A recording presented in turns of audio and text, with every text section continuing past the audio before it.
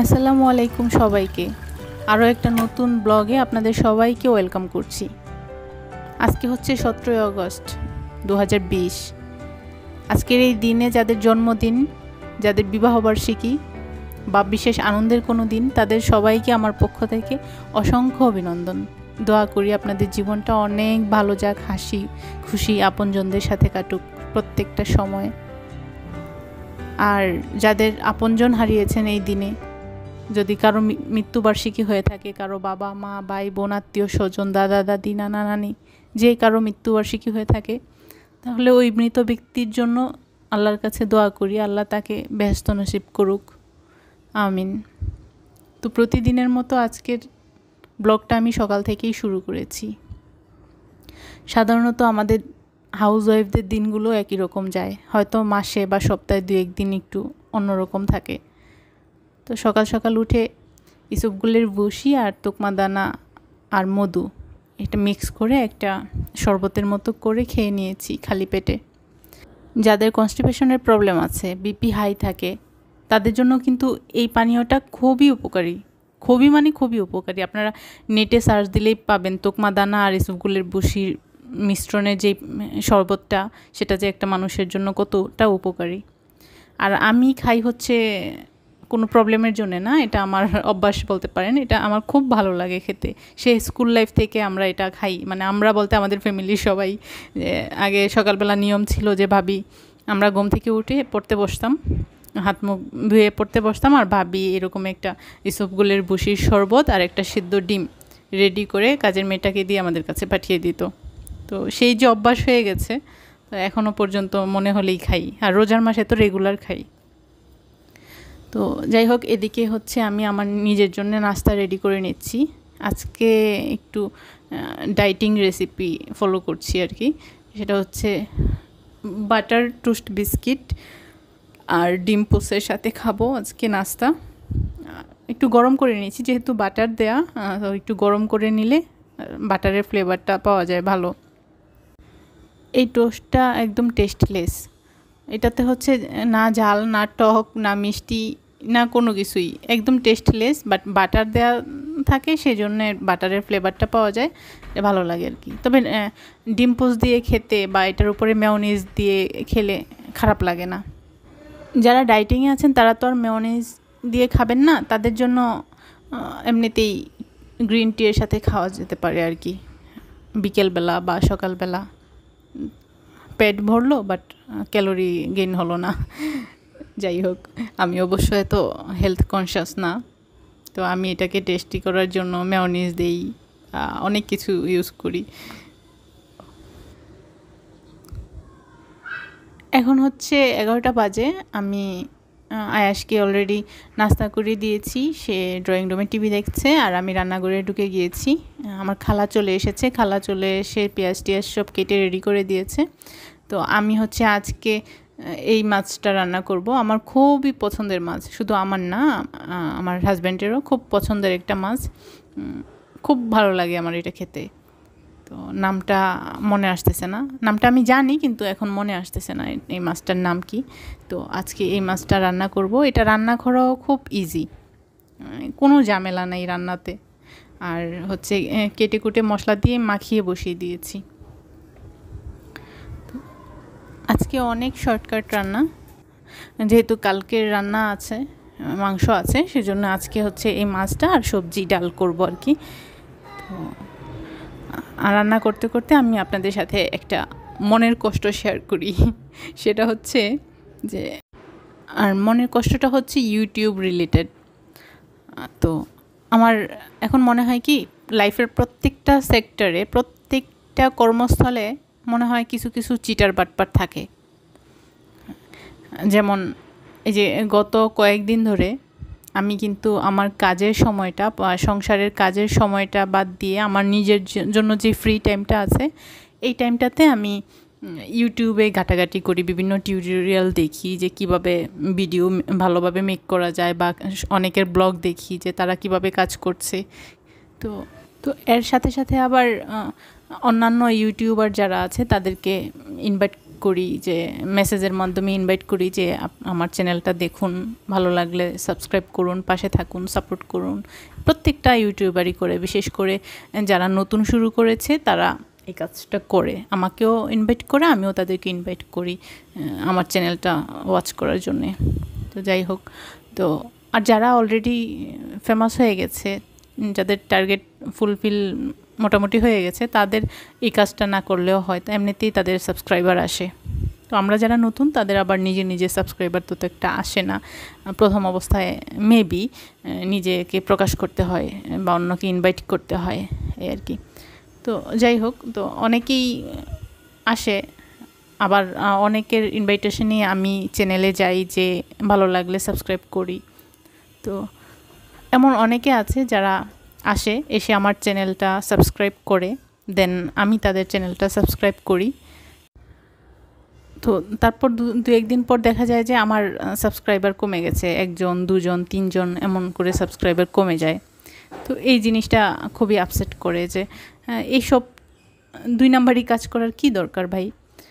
ভালো লাগলে সাবস্ক্রাইব করবেন, ভালো না লাগলে করবেন না, বাট আগে সাবস্ক্রাইব করবেন, তারপর আবার আনসাবস্ক্রাইব করবেন। এই জিনিসগুলো আসলে ইল্লিগাল। আমি তো এটা করি না, আমি যাকে সাবস্ক্রাইব করি তাকে করি। তো এরপর আরও অনেক আপুদের সাথে কথা হয়েছে, ওনারাও ব্যাপারটা শেয়ার করেছে যে এরকম হয় যে সাবস্ক্রাইব করে তারপর 2 দিন পরে আবার আনসাবস্ক্রাইব করে দেয়। তো পরে এগুলো দেখে মানে মাঝে মাঝে বিরক্ত লাগে, ধুর কী কাজ করছি এগুলো, মানে শুধু টাইম ওয়েস্ট, এনার্জি ওয়েস্ট। যাই হোক, আমার আজকে এই ব্যাপারটা শেয়ার করার একটাই কারণ যে আপনারা যারা এই কাজটা করেন, আমরা জানি যে আপনারা নিজেরাও ইউটিউবার এবং আমাদের মতোই নতুন শুরু করেছেন। তো নিজের কাজের প্রতি লয়াল না থাকলে না বেশি দূর যাওয়া যায় না, এটাই বিশ্বাস করি।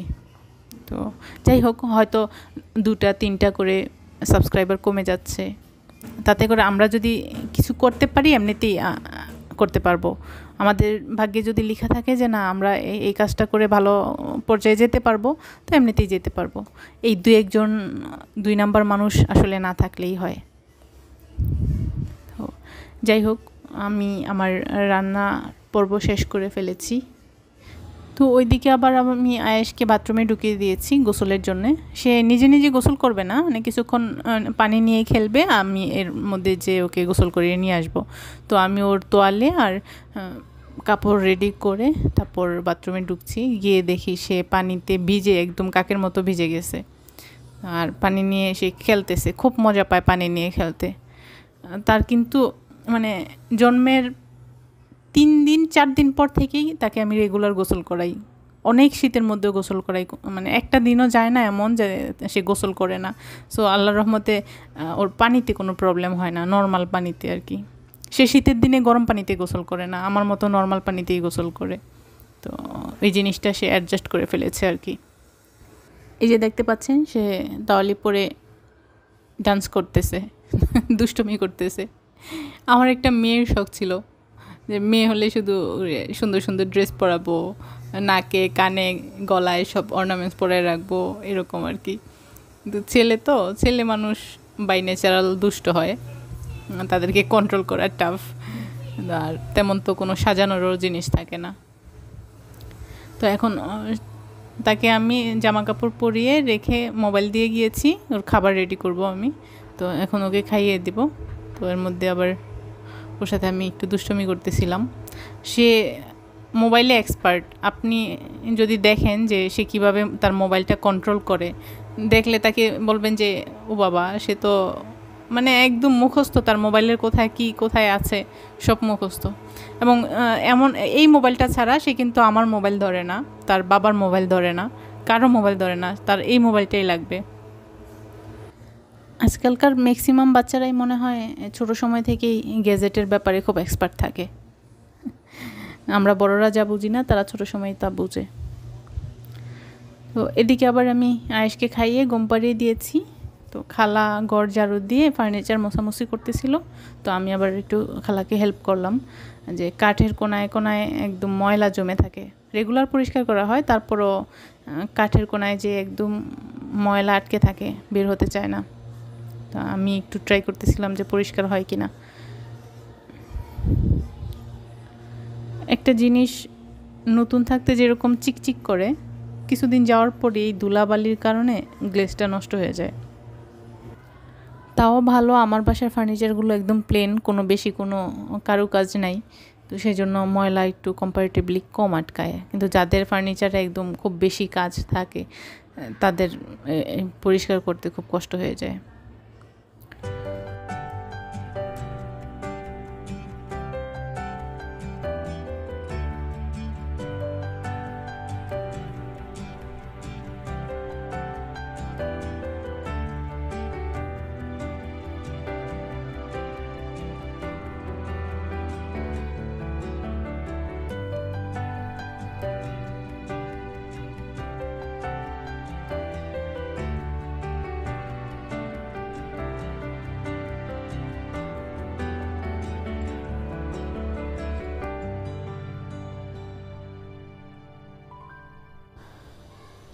এখন হচ্ছে বিকেলবেলা বলতে সন্ধ্যাবেলা।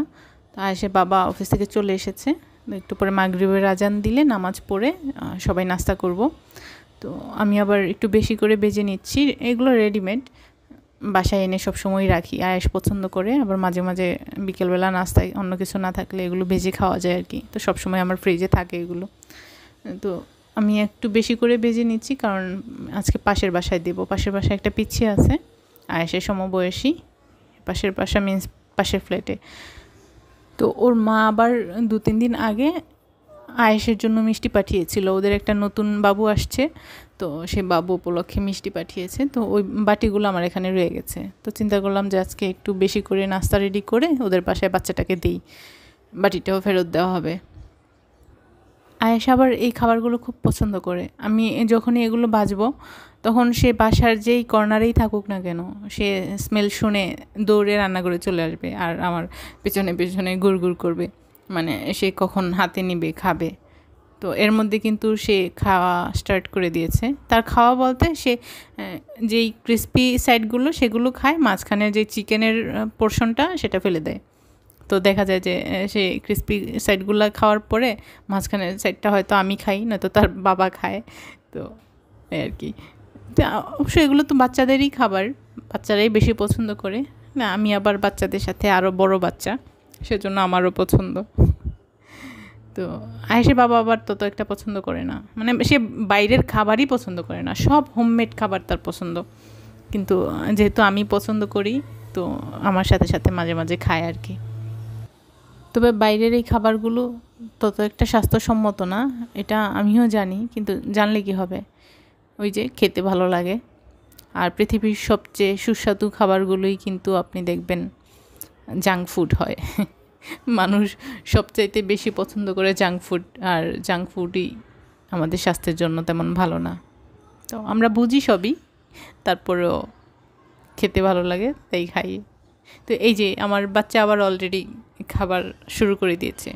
তো তার পছন্দের খাবার সে শুধু এখন আমি যতক্ষণ রান্নাঘরে থাকবো সে রান্নাঘরে ঘুরঘুর করবে। মাঝে মাঝে তো সে দেখা যায় যে আমার ফ্রাই প্যানের সামনে এসে দাঁড়িয়ে থাকে, তখন ভয় লাগে যে কখন তেল ছিটে যায়, তখন আবার ধমক দিয়ে তাড়িয়ে দিই।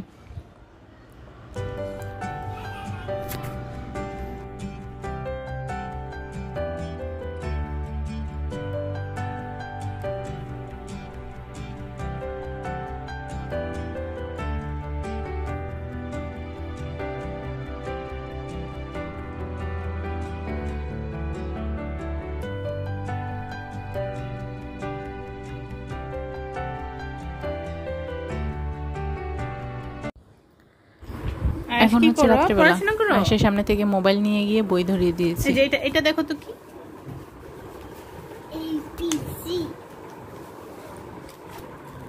এটা রাখো। আসো পড়াশোনা করবো, আসো।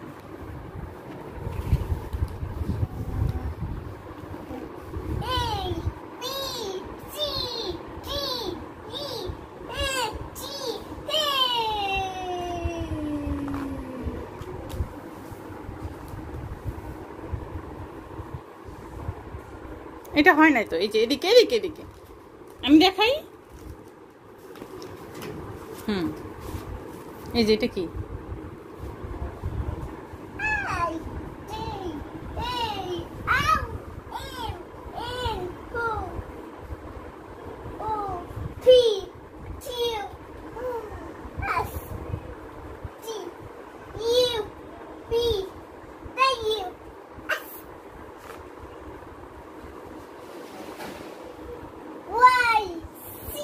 Very good.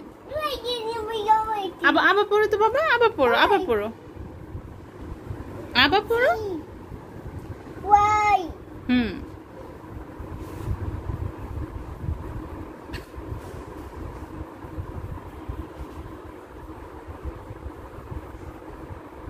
এটা কি? এটা কি? নো নো, এটা কে?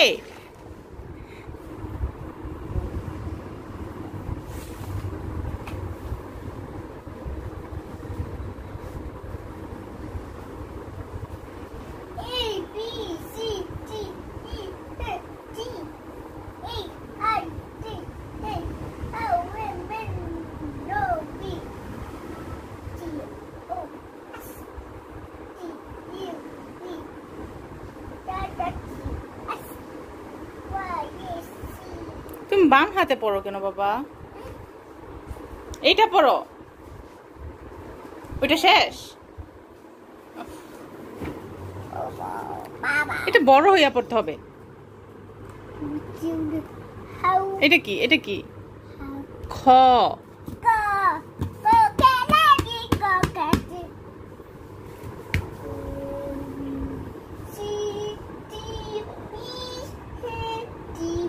বাবা এবিসিডি তুমি পারো এখন, এই যে ওয়ার্ড মিনিং বলো। এ ফর অ্যাপল। আয়াস,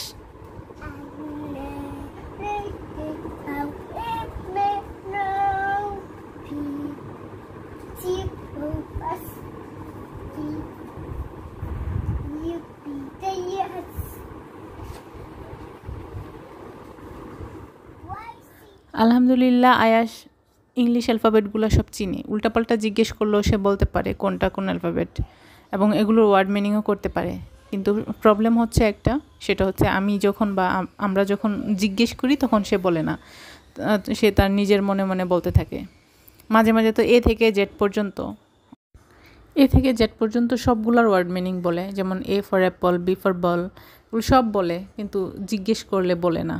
এটা হচ্ছে প্রবলেম। আর হচ্ছে তার নর্মাল কনভারসেশনগুলা এখনও সে ঠিকমতো বলে না, যেমন এটা খাবো, ওইটা খাবো, এটা দাও, ওইটা দাও, এগুলো বলে না। সব কিন্তু পারে, কিন্তু শিখাই দিলে মাঝে মাঝে বলে, মাঝে মাঝে বলে না। কবে যে একদম সব কথা শিখবে আমি সেই দিনের অপেক্ষায় আছি। এখন দেখতে পাচ্ছেন কত ভদ্র বাচ্চা বই নিয়ে পড়াশোনা করতেছে, বাট আধা ঘন্টা পরের রেজাল্ট কি হয়েছে সেটা আপনারা ভিডিওর শেষ অংশে দেখতে পাবেন। একদম বই খাতা ছিঁড়ে কয়েক খণ্ড করে ফেলেছে।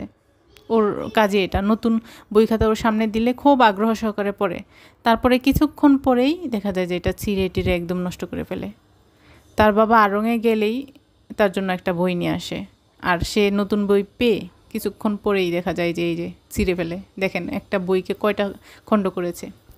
এটাই হচ্ছে তার পড়াশোনা। তো দেখতে দেখতে ব্লগটাও শেষ হয়ে আসছে, তো আমি আপনাদের কাছ থেকে বিদায় নিলাম। আবার দেখা হবে পরবর্তী ব্লগে। আল্লাহ হাফেজ।